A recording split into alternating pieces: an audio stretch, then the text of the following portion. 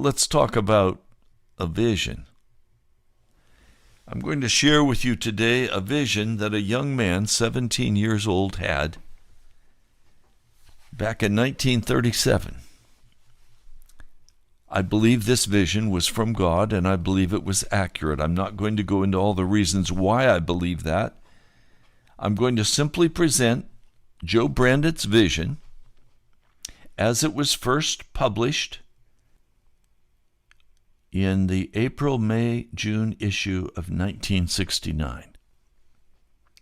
Now, I read this in the early 70s. I was stunned by what I read. This young man fell off a horse when he was 17 and had a massive concussion. And then as he awakened to partial awakening in the hospital, he began to have these dreams night after night, sequentially, every one fitting with the one prior. So I'm going to share this extended dream with you today. I believe it is an accurate description of what is going to actually happen in California, in Colorado, in Nevada, in Arizona. I'll just read it as it was given. This is his testimony. It was written in a boyish hand, a young man, and this is what he recounted. He wrote, "I woke up in the hospital with a terrific headache, as if the whole world was revolving inside my brain. I remembered vaguely the fall from my horse Blackie. As I lay there, pictures began to form in my mind, pictures that moved with the speed of lightning, pictures that revolved, pictures that stood still. I seemed to be in another world. Whether it was the future or whether it was some ancient land, I couldn't say. Then slowly, like a silver screen on the talkies, he means television, but with color and smell and sound, I seemed to find myself in Los Angeles. It was Los Angeles. It was bigger and much bigger, and buses and odd-shaped cars crowded the city streets. I thought about Hollywood Boulevard, and I found myself there on Hollywood Boulevard. Whether this is true, I don't know, but there were a lot of guys about my age with beards and wearing, some of them, earrings. All the girls wore short skirts. They slouched along, moving like a dance. I wondered if I could talk to them. I said hello, but they didn't hear or see me. I decided that I would look as funny to them as they looked to me. I tried for a while that crazy kind of walk. I guess it's something you have to learn. I couldn't do it. I noticed there was a quietness about the air, a kind of stillness. Something else was missing, something that should be there. At first I couldn't figure it out. I didn't know what it was. Then I did. There were no birds. I listened. I walked 2 blocks north on the boulevard, all houses, no birds. I wonder what had happened to them. Had they gone away? And where? Again I could hear the stillness. I've never experienced anything like it. I listened. Just the stillness. Then I knew something was going to happen. I wondered what year it was. It certainly was not 1937. I saw a newspaper on the corner with a picture of the president. He surely wasn't Mr. Roosevelt. He was bigger, heavier. If it wasn't 1937, I wondered what year it was. I looked. It almost looked like 1969, but I wasn't sure. My eyes weren't working right.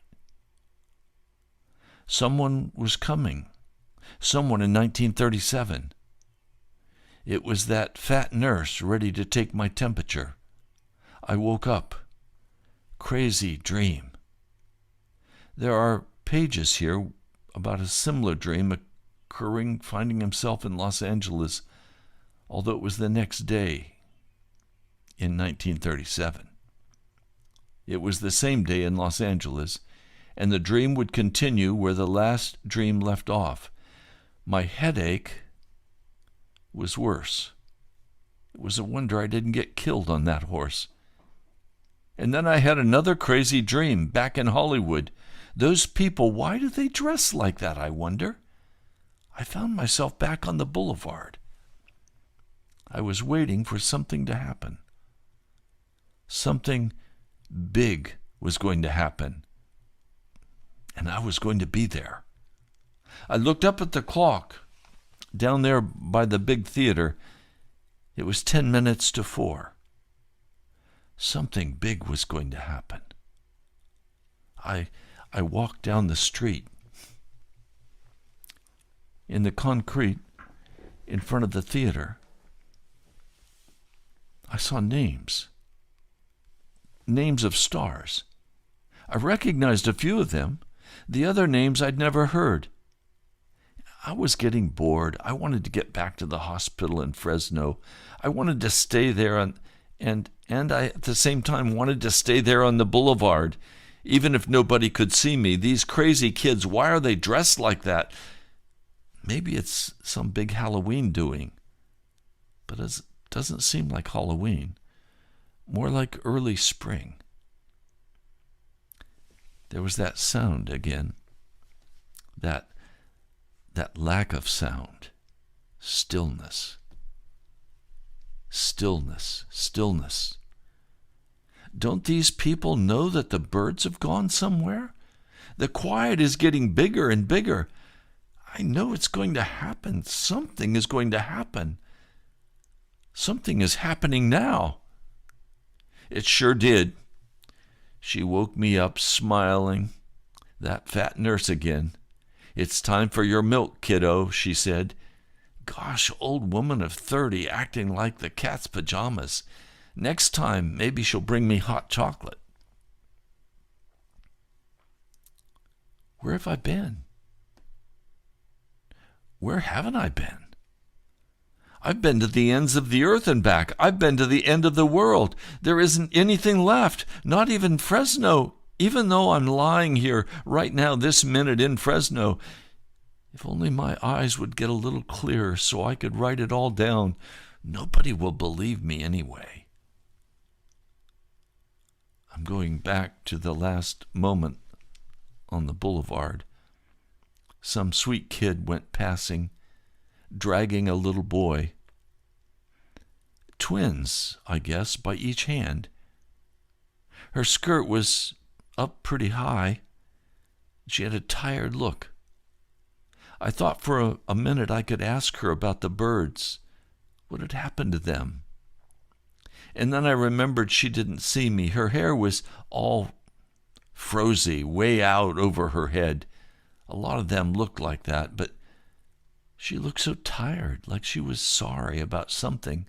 I guess she was sorry before it happened, because it surely did happen. There was a funny smell. I don't like it. A smell like sulfur, sulfuric acid, a smell like death. For a minute I thought I was back in chemistry, where I looked around then for the girl, and she was gone. I wanted to find her for some reason. It was as if I knew something was going to happen and I could stay with her. Maybe I could help her. But she was gone. I walked half a block, and I saw the clock again. My eyes seemed glued on that clock. I couldn't move. I just waited. It was 5 minutes to 4 o'clock on a sunny afternoon. I thought I would stand there looking at that clock forever. just waiting for something to happen. And then it came. It was nothing. It was nothing. It wasn't nearly as hard as the earthquake we'd had 2 years ago. The ground shook just for an instant. People looked at each other, surprised, and then they laughed. And I laughed too. So this was what I'd been waiting for, this funny little shake. It meant nothing. I was relieved, and I was disappointed. What had I been waiting for? I started back up the boulevard, moving my legs like those kids. How do they do it? I never found out. I felt as if the ground wasn't solid under me. I knew I was dreaming, and yet I wasn't dreaming. There was that smell again coming like from the ocean. I was getting to the 5 and 10 Newberries. And I saw the look on the kid's face. 2 of them were right in front of me, coming my way, both with beards, one with earrings, and one said, "Let's get out of this place. Let's go back east." He seemed scared. It was as if the sidewalks were trembling, but you couldn't seem to see them. Not even with your eyes, you couldn't. An old lady had a dog, a little white dog. She stopped, and she looked scared, and she grabbed him up in her arms and said, "Let's go home, Fro. Fro, Mama's going to take you home now." That poor old lady hanging on to her dog. I got scared, real scared. I remember the girl. She was way down the block. Probably I started to run. I ran, and the ground kept trembling, but I couldn't see it. I couldn't feel it, but I knew it was trembling. Everybody looked scared. They looked terrible. One young lady just down on the sidewalk, all doubled up, she kept saying, "Earthquake. It's the earthquake," over and over. But I couldn't see that anything was different. Then when it came, it came. How it came. Like nothing in God's world. Like nothing. It was the scream of a siren, long and low, or the scream of a woman I'd heard having a baby when I was a kid. It was awful. It was as if some monster was pushing up the sidewalks. You felt it long before you saw it, as if the sidewalks wouldn't hold anything anymore. I looked out at the cars. They were honking, but not scared. They just kept moving. They didn't seem to know yet that anything was happening. Then that white car, that baby half-sized one, came sprawling from the inside lane right against the curb. The girl who was driving just sat there. She sat there with her eyes staring as if she couldn't move.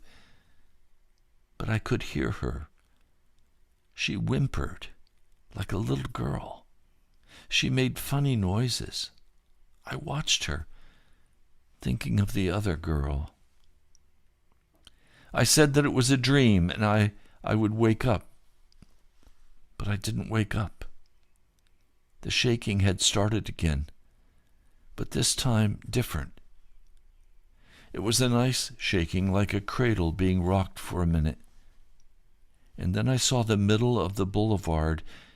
It seemed to be breaking in two. The concrete looked as if it were being pushed straight up by some giant shovel. It was breaking in two.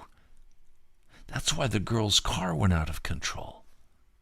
And then a sound, again, like I've never heard before. Then hundreds of sounds, all kinds of sounds. Children and women and those crazy guys with earrings. They were all moving. It seemed, some of them above the sidewalk. I can't describe it. They were lifted up, and the water kept oozing and oozing. The cries, it was awful. I woke up. I never want to have that dream again. It came again. like the first time, which was just a preview. And all I could remember was that it was the end of the world. I was right back there, all that crying, right in the middle of it. My eardrums felt as if they were going to burst. Noise everywhere, people falling down, some of them badly hurt. Pieces of buildings, chips flying in the air. One hit me hard on the side of the face, but I didn't seem to feel it. I wanted only to wake up, to get away from this place. It had been fun in the beginning, the first dream, when I kind of knew I was going to dream the end of the world or something. This was terrible. There were older people in their cars. Most of the kids were in the street. But those old guys were yelling bloody murder as if anybody could help them. Nobody could help them. Nobody could help them. It was then that I felt myself lifted up. Maybe I had died. I didn't know. But I was over the city. It was tilting toward the ocean like tilting a picnic table. The buildings were holding better than you could believe. They were holding. They were holding. The people saw that they were holding, and they tried to cling to them or get inside. It was fantastic, like a building had a will of its own. Everything else breaking around them, and they were holding. They were holding. I was up over them looking down. I stared. I even started to root for those buildings. Hold the line, I said. Hold that line. Hold that line. I wanted to cheer, to shout, to scream. If the buildings held, those buildings on the boulevard, maybe that girl, the girl with the 2 children, she might get inside. It looked that way for a long time, maybe 3 minutes. Those 3 minutes were like forever. Everybody was trying to get inside. They were going to hold. You knew they were going to hold, even if the waters kept coming up. Only they didn't. I've never imagined what it would be like for a building to die. A building dies just like a person. It gives way. Some of the bigger ones did just that. They began to crumble like an old man with palsy who couldn't take it anymore. They crumbled right down to nothing. And the little ones screamed like mad over and above the roar of the people. They were mad about dying. But buildings die. I couldn't look anymore at the people. I kept wanting to get higher. I kept willing myself to go higher. Then I seemed to be out of it all. But I could see. I seemed to be up on Big Bear near San Bernardino. But the funny thing is that I could see everywhere. I could see what was happening. The earth seemed to start to tremble again. I could feel it even though I was up high. This time it lasted maybe 12 seconds, and it was gentle. You couldn't believe anything so gentle could cause so much damage. And then I saw the streets of Los Angeles and everything between San Bernardino Mountains and L.A. It was all tilting toward the ocean. Houses. Everything that was left. I could see the big lane, dozens of big lanes, still loaded with cars, 5 lanes in one place, and all the cars sliding the same way. Oh, now the ocean was coming in, moving like a huge snake across the land. I wondered how long it was. I could see the clock even though I wasn't there on the boulevard. It was 4:29. It had been a half an hour. I was glad I couldn't hear the crying anymore, but I could see everything. I could see everything. Then, like looking at a huge map of the world, I could see what was happening on the land and with people. San Francisco was feeling it, but she was not in any way like Hollywood or Los Angeles. I could see it again. It was the Garlock Fault, not just the San Andreas that was rocking San Francisco. It was moving just like the earthquake movie with Jeanette MacDonald and Gable. I could see all the mountains coming together, the Sierra Nevada and the San Andreas and the Garlock.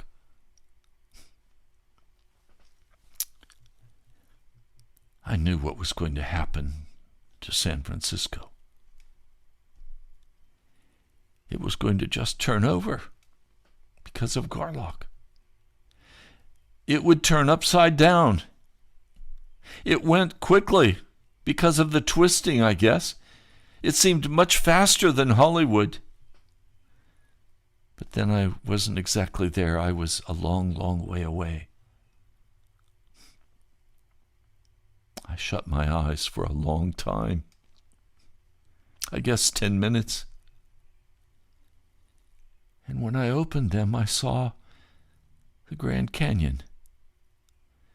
That great big gap was closing in, and Boulder Dam was being pushed from underneath, and then Nevada, and on up to Reno. Way down south, way down to Baja, California, Mexico too. It looked like some volcano down there was erupting along with everything else.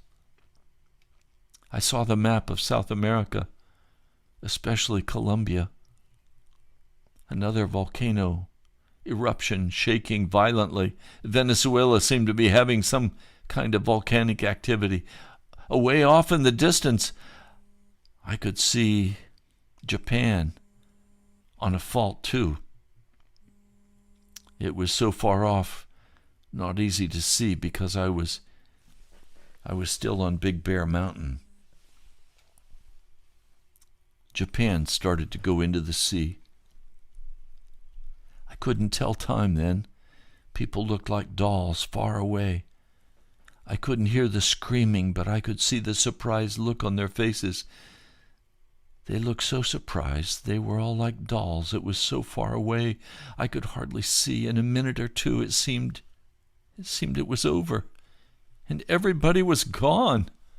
There was nobody left. I didn't know time now.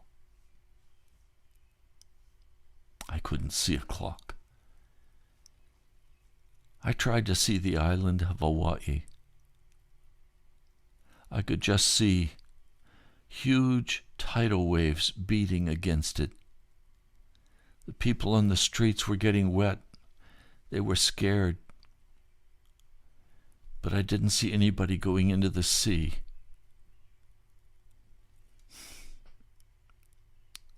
I could see way around the globe. It was flooding. Is the world going to be drenched?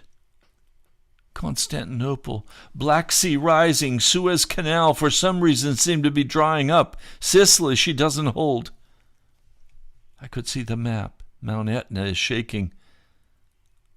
A lot of this area seemed to go, but it seemed to be earlier or later. I wasn't sure of time. England, huge floods, but no tidal waves. Water everywhere, but no one going into the sea. People were frightened and crying. Some places they fell in the streets on their knees and started to pray for the world. I didn't know that the English were so emotional. Ireland, Scotland, all kinds of churches were crowded. It seemed night and day. People were carrying candles, and everybody was crying for California, Nevada, parts of Colorado, maybe all of Colorado, even Utah. Everybody was crying. Most of them didn't even know anybody in California or Nevada or Utah, but they were crying as if they were blood kin, like one family, like it happened to them. I could begin to see New York City. It was coming into view. The city was still there. Nothing had happened, yet water levels way up. Here things were different. People were running in the streets yelling, "End of the world! End of the world!" Kids ran into the restaurants and ate everything in sight. I saw a shoe store with all the shoes gone in about 5 minutes. Fifth Avenue, everybody running. Some radio blasting from a loudspeaker that in a few minutes power might be shut off. They must control themselves. 5 girls were running like mad toward the YWCA, that place in Lexington or somewhere. They ran like they were scared to death, but nothing was happening in New York. I saw an old lady with garbage cans, filling them with water. Everybody seemed scared to death. Some people looked dazed. The streets seemed filled with loudspeakers. It wasn't daylight, it was night. I saw like the next day, and everything was topsy-turvy. Loudspeakers again about fuel tanks broken in area storages of oil. People seemed to be looting the markets and the stores. Oregon, Washington, the Dakotas, Missouri, Minnesota, Canada. I saw a lot of places that seemed safe and people were not scared, especially in the rural areas. Here, everything was almost as if nothing had happened. People seemed headed to those places, some on foot, some in cars, if they still had fuel.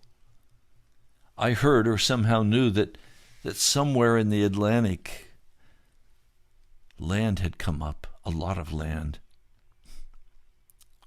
I was getting so tired. I wanted to wake up. I wanted to go back to the girl, to know where she was and those 2 kids. I found myself back in Hollywood. It was 4:29. I wasn't up on Big Bear then. I was perched over Hollywood. I was just there. It seemed perfectly natural in my dream. I could hear now. I could hear someplace, a radio station blasting out, telling people not to panic while they were dying in the streets. There were picture stations with movies, some right in Hollywood. These were carrying on with all the shaking. One fellow in the picture TV was a little short guy who should have been scared to death, but he wasn't. He kept shouting and reading instructions, something about helicopters or planes would go over some kind of plane that I knew they couldn't. Things were happening in the atmosphere. The waves were rushing up now, waves, such waves, nightmare waves. Then I saw again Boulder Dam going down, pushing together, breaking apart. No, Grand Canyon was pushing together, and Boulder Dam was breaking apart.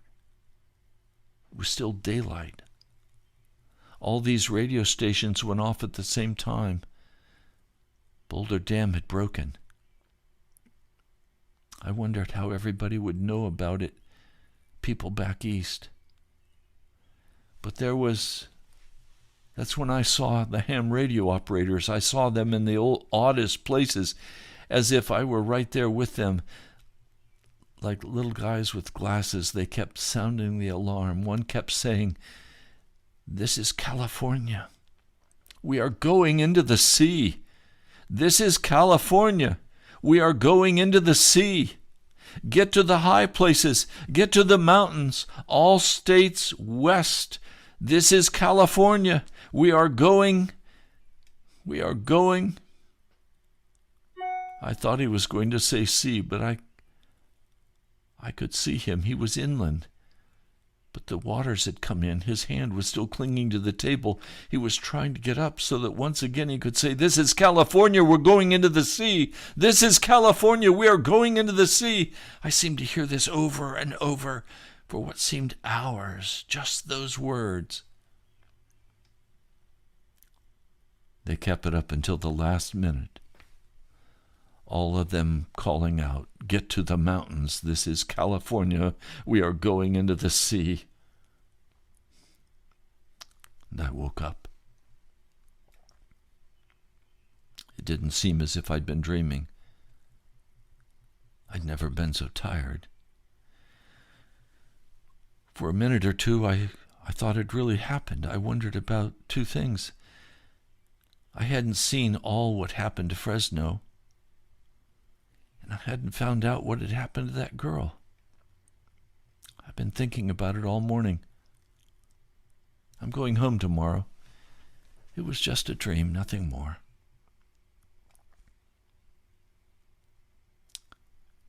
Nobody in the future on Hollywood Boulevard is going to wear earrings and those beards. Nothing like that is ever going to happen. That girl was so real to me with those two kids. It won't happen. It won't ever happen. But it did. How could I tell her? Maybe she isn't even born yet. To move away from California when she has twins. She can't be on the boulevard that day. She was so real. The other thing, those ham operators hanging on like that over and over, saying the same thing. "This is California. We're going into the sea. This is California. We're going into the sea. Get to the mountains. Get to the hilltops. California, Nevada, Colorado, Arizona, Utah. This is California. We are going into the sea." I guess I'll hear that for days.